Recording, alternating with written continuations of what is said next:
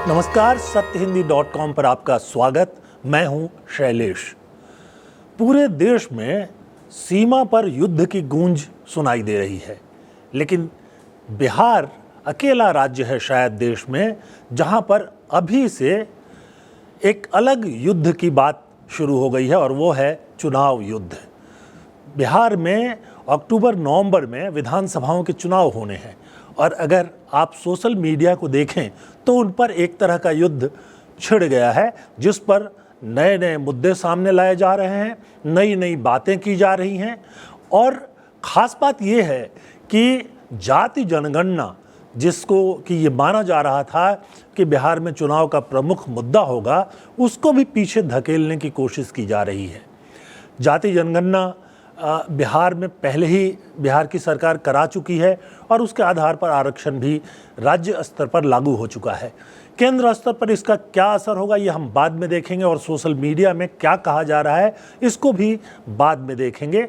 लेकिन सबसे पहले कि सोशल मीडिया पर ये चुनाव युद्ध जो है किस तरह से शुरू हुआ है और किस तरह से इसको व्यापक रूप देने की कोशिश की जा रही है, इस पर बात करते हैं।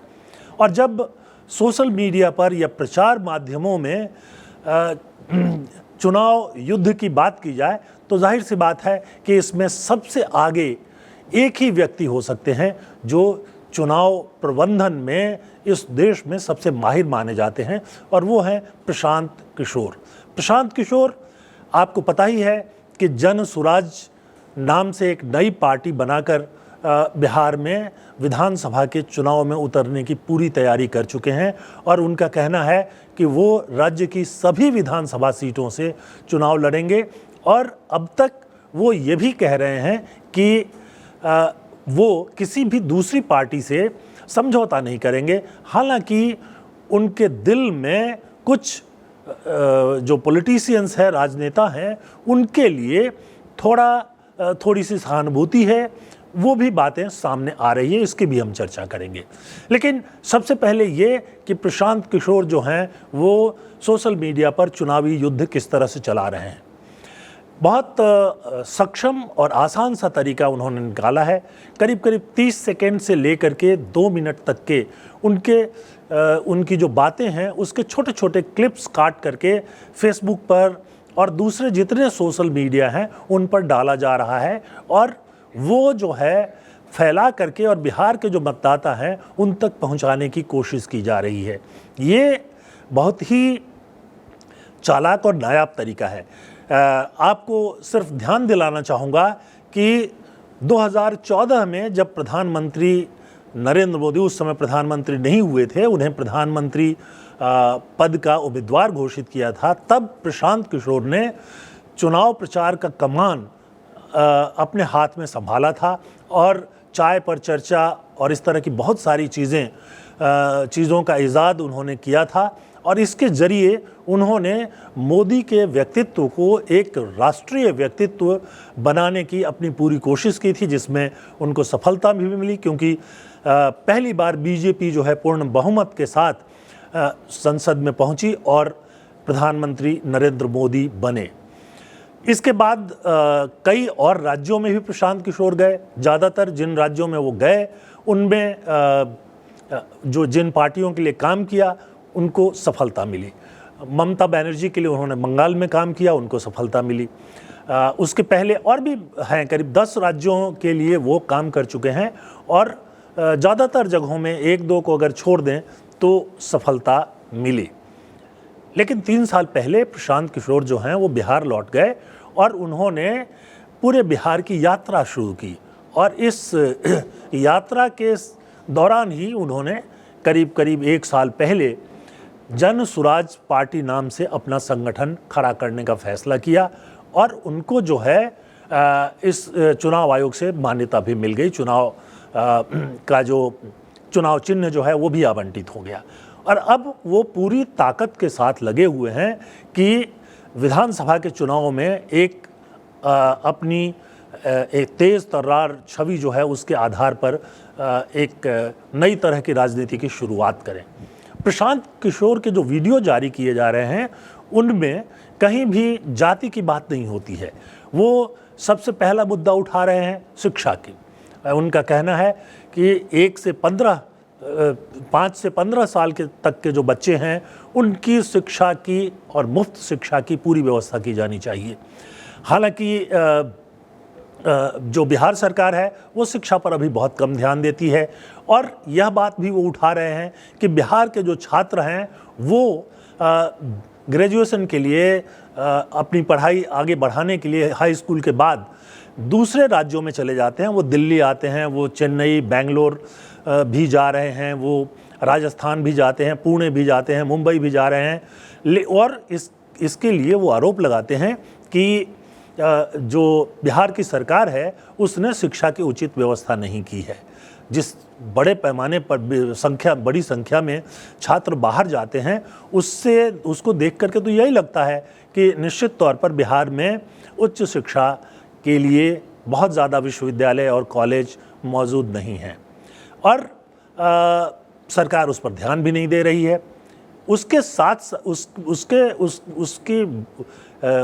इसको अगर आप गौर से देखेंगे तो शायद ये लगता है कि बिहार की जो वर्तमान सरकार है, मुख्यमंत्री नीतीश कुमार की सरकार है, उसकी बहुत ज़्यादा दिलचस्पी भी शिक्षा को बहुत आगे ले जाने में नहीं है। हाल में एक विद्यार्थी ने नीतीश कुमार से सवाल पूछा कि इतनी बड़ी संख्या में बिहार के छात्र जो हैं बाहर जाते हैं तो यहाँ पर शिक्षा देने की व्यवस्था क्यों नहीं होती है। तो इसके जवाब में नीतीश कुमार ने कहा कि सभी जगह जाते हैं और अगर अच्छे कॉलेज उनको कहीं भी मिलते हैं तो उनको जाना ही चाहिए।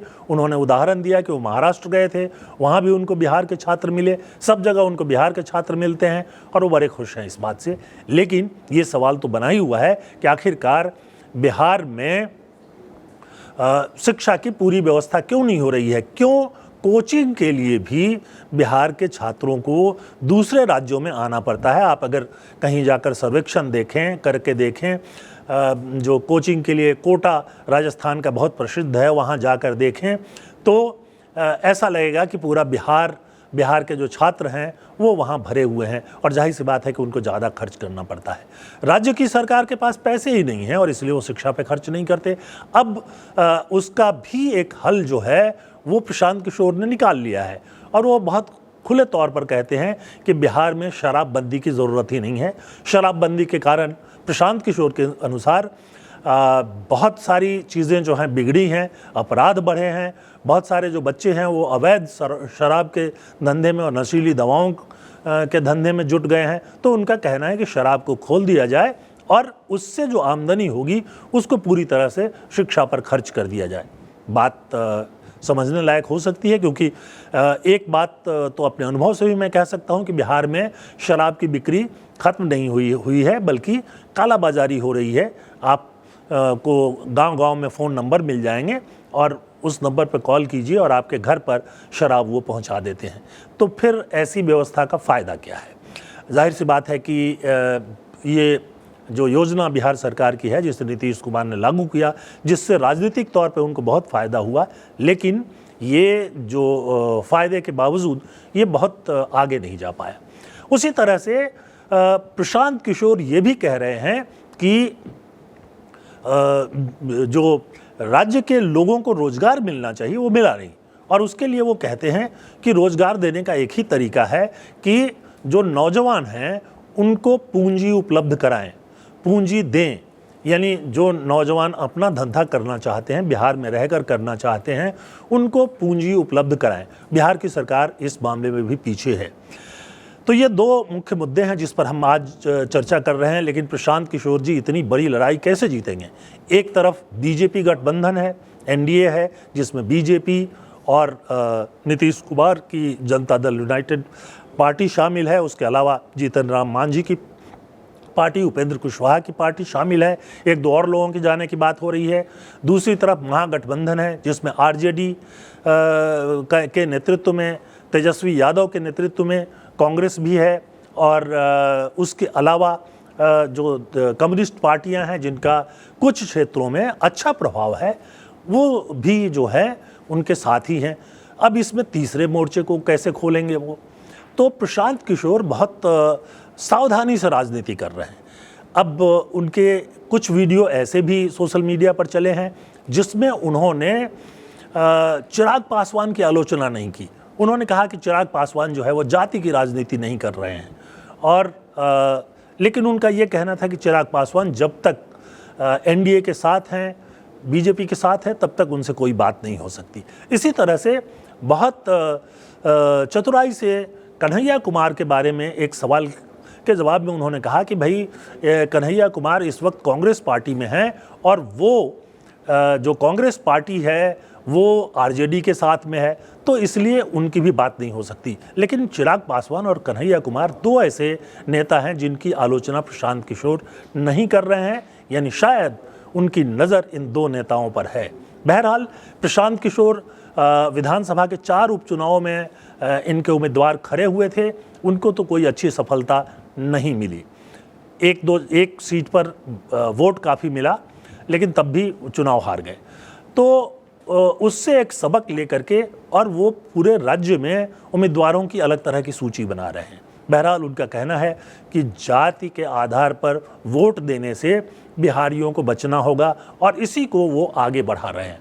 अब ये जो मुद्दा है इसको भी दो लोग आगे लेकर चल रहे हैं। एक तरफ कांग्रेस है जो जिसने कन्हैया कुमार को इस अभियान का नेतृत्व दे दिया है, जिसमें कहा जा रहा है कि पूरे बिहार में घूम घूम कर कहा जा रहा है कि पलायन रोको, रोजगार दो, ये अभियान है। और दूसरी तरफ प्रशांत किशोर का अभियान है जिसमें शिक्षा, रोजगार और स्वास्थ्य, इन 3 चीज़ों को वो बहुत अहम बता रहे हैं। सोशल मीडिया पर ये दिलचस्प युद्ध शुरू हो गया है, और बहुत समय के बाद बिहार में आर्थिक और शिक्षा के मुद्दे पर बातचीत हो रही है। ये एक बहुत महत्वपूर्ण बात है। लेकिन बिहार जहां जातिवाद बहुत गहराई तक पसरा हुआ है, जहां जातिवाद से निकलना बहुत मुश्किल दिखाई देता है, वहां लोग किस तरह से रिस्पॉन्स करते हैं चुनाव में, इसके लिए तो अभी इंतज़ार करना पड़ेगा। तो आज के इस वीडियो में बस इतना ही, लेकिन मेरा अनुरोध है कि आप सत्य हिंदी को सब्सक्राइब कीजिए, हमारा बेल आइकॉन दबाइए ताकि नए वीडियो के बारे में आपको सूचना मिले, और हमारी जो दूसरी योजनाएं हैं जिसके बारे में हम चर्चा करते रहते हैं, उसमें भी अगर आप शामिल होंगे तो हमें खुशी होगी। आज के लिए बस इतना ही। नमस्कार, बहुत बहुत धन्यवाद।